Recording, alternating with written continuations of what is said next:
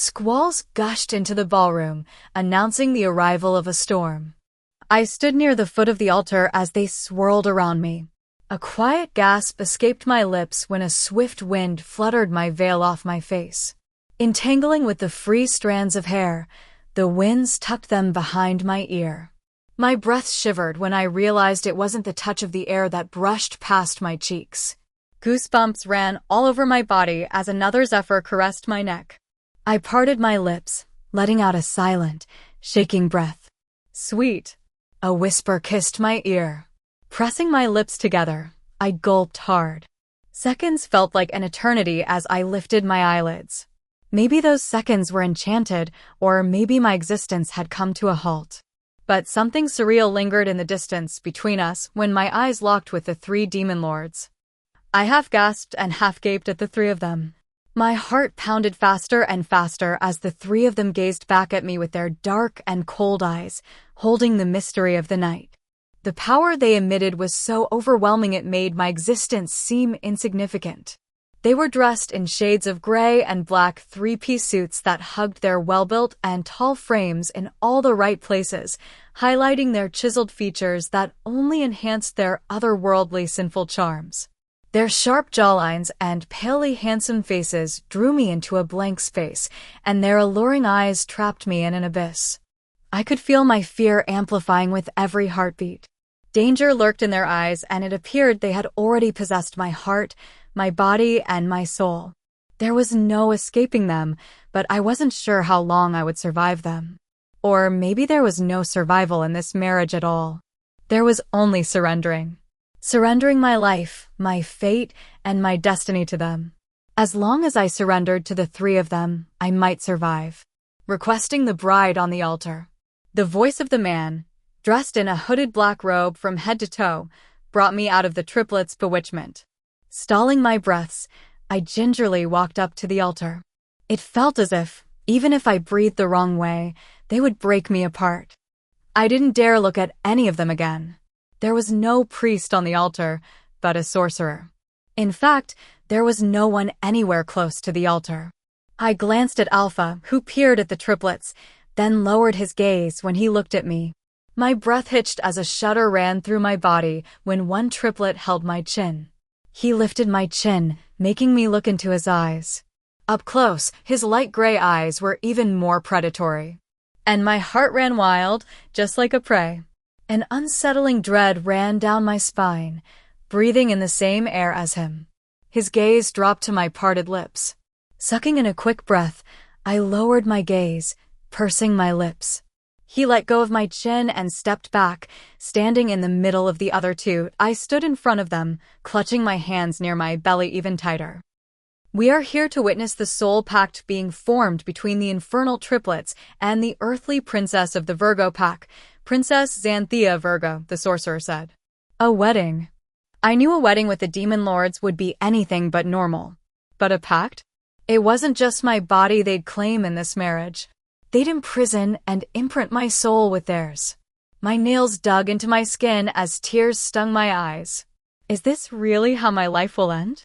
A soul trapped for eternity in the shadows with no escape, no light, no salvation? Alpha Raven Zephyr, step forth and create the first soul pact with your bride, the sorcerer said. The Alpha standing left to the gray-eyed Alpha stepped closer to me until he stood right in front of me. His brown eyes contemplated me. He had long hair tied in a ponytail, his hair styled in a wolf cut.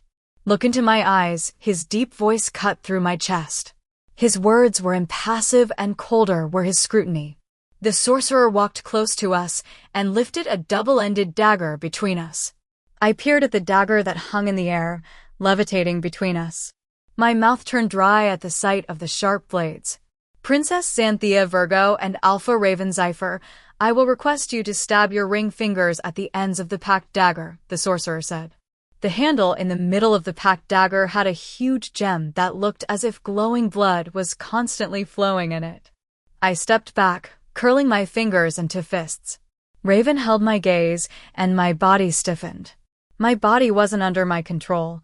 I involuntarily stepped closer to the packed dagger and stabbed my ring finger at one edge of the dagger while Raven stabbed his ring finger at the other end. The double-ended dagger sucked in our blood, and the gem in the middle hilt glowed even more red.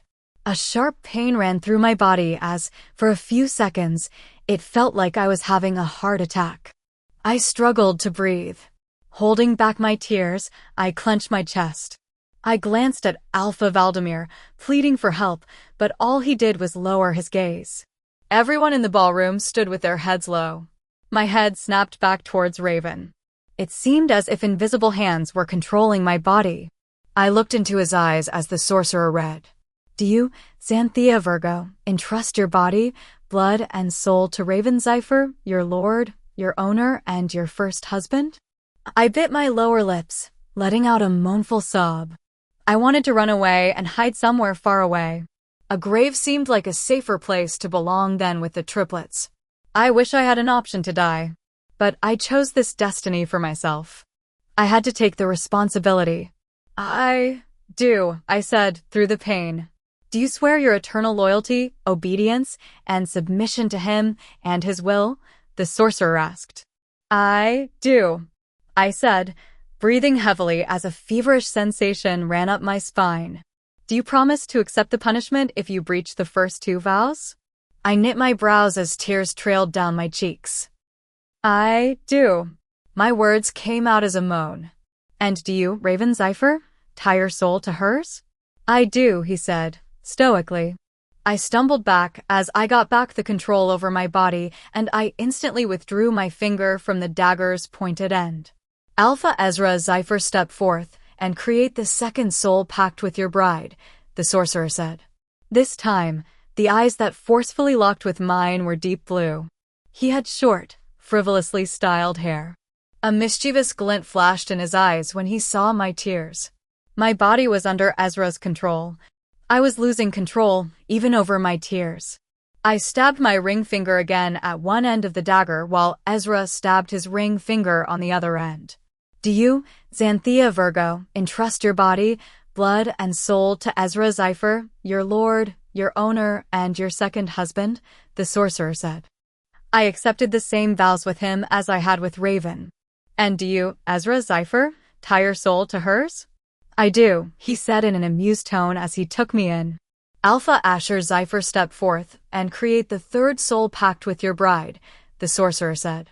Ezra stood back while the gray-eyed man with ruffled shoulder-length hair. With him, my body was more under my control, and he waited for me to stab my ring finger with the dagger's end instead of forcing me to do it. Do you, Xanthea Virgo, entrust your body, blood, and soul to Asher Zephyr, your lord, your owner, and your third husband? The pain during the vowing process was no less excruciating, but at least I was ready for that pain now. I do. My voice was weak. And do you, Asher Zephyr, tie your soul to hers? I do, he said, holding my teary gaze. I pronounce their souls pact. In the words of the earthly realm, I pronounce them married, the sorcerer said, and polite claps filled the ballroom. The double-edged dagger in the sorcerer's hands turned and twisted itself until it took the form of a pointed thorny crown with glowing blood adorning it as gems. Alphas, I request you to place this crown on your bride's head and seal the pact for eternity, the sorcerer said. The triplets held the crown and placed it on my head together. Its thorns and pointed ends pierced through my skin and hair. I could feel blood trail down my forehead over my face. I shut my eyes, feeling my blood leave behind its fleeting warmth on the cold skin of my eyelids. The crown got heavier and heavier on my head. It felt like I would be buried right under its pressure. Every inch of my body was throbbing with pain like I had never felt before. It was worse than having a broken hand. My soul was tearing apart, and I could feel it in my veins. The ballroom spun before my eyes. My vision faltered, and so did my struggle to fight the pain and stand strong when I was breaking from inside. My chest heaved faster. Before my failing body hit the ground, Raven grabbed my upper arms. Ezra held my shoulder while Asher's firm arm wrapped around my waist as my back rested against his chest. You can't be weak, wife. You now have 3 husbands to please. Tonight's the night we claim you. You can't let a simple wedding tire you, for our nuptial night holds trials far more demanding. Ezra whispered huskily, tucking my hair behind my ear. My heart pounded with its leftover strength as I shook my head slightly. Please. I succumbed to the darkness before my words could find their voice.